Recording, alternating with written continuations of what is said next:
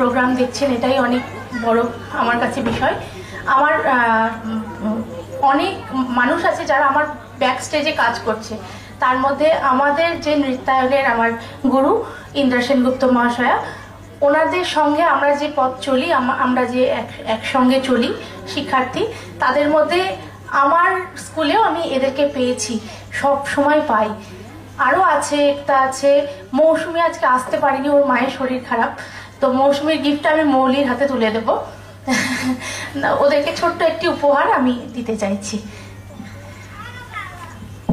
আচ্ছা, প্রথমে শিল্পীর হাতে তুলে দেওয়া হচ্ছে, কারণ শিল্পী একটু ব্যস্ত এখন।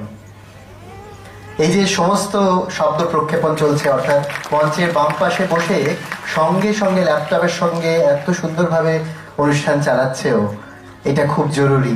আর সামনে ওরও অনুষ্ঠান আছে 16 তারিখে, আপনাদের আসতে হবে কিন্তু।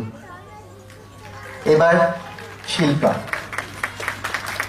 রূপসজ্জায় এই যে সুন্দর বাচ্চাগুলোকে সাজিয়েছে, সব সময় হাসি মুখ নিয়ে ও দাঁড়িয়ে আছে আমাদের সকলের সামনে।